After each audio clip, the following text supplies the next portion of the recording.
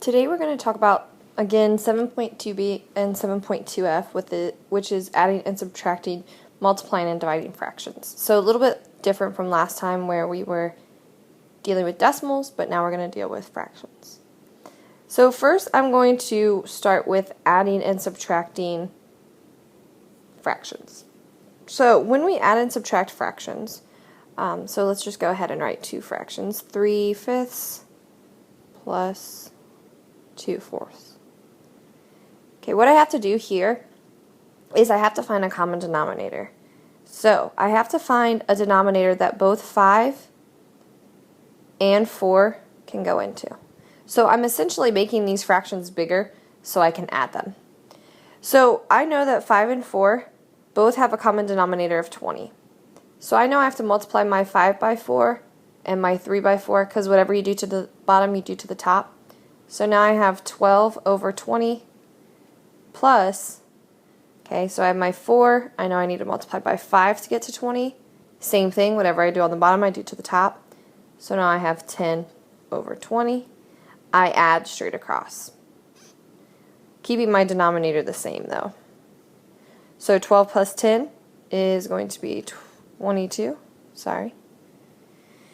And now I'm left with an improper fraction. Now, my improper fraction, what I can do is ask myself, how many times does 20 go into 22? It goes in one time with 2 left over, and my 20 is my denominator, and then I can simplify that by 2, and I get 1 1/10. Okay, same thing with subtracting. So if I have, we'll say 1/4, and we have 1/12, and we're subtracting, okay? I know that 12 here is going to be my common denominator, so I don't need to change my 1/12, it'll stay the same, but I do need to change my 1/4. I need to multiply my 4 by 3 and my 1 by 3. Whatever I do at the bottom, do to the top. I get 12, and I get 3 on the top, and I'm subtracting. So then I just subtract straight across, leaving my denominator the same. 3 minus 1 is 2. So now I have 2 over 12, and then I can simplify both the numerator and the denominator by 2, and I get 1/6. Okay, so that's how you add and subtract fractions. Now, multiplying fractions, very easy. When we multiply fractions, all we're going to do is multiply straight across.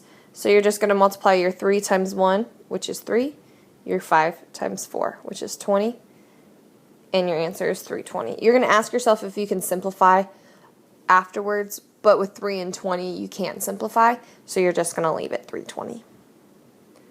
Okay, that one's pretty simple, so I'm just going to go ahead and move on to the division. So when we have division, I really like my fraction 3/5 if you haven't noticed. But anyways, I have 3/5, and we're just going to say we're going to divide it by 1/4 again. What you have to do are a couple steps. You need to make sure that you copy the same fraction. So you copy your 3/5 down. Okay, you change that multiplication or that division to multiplication. Okay, and then you flip the second fraction. And so when flipping that second fraction, what we call that is we call this changing to this. That's the reciprocal. Okay, and in class I know we talked about copy dot flip. So if we copy it, we dot the division sign to now multiplication, and then we flip the second fraction. That will give us our answer. So now once we have multiplication, we just multiply straight across like we do regularly with fractions. So I'm just going to multiply 3 times 4. That's going to give me 12, and then 5 times 1, which is 5. Once again, I'm going to ask myself, how many times does 5 go into 12? 5 goes into 12 2 times, giving me 10. I'm left with 2/5. So 2 and 2/5.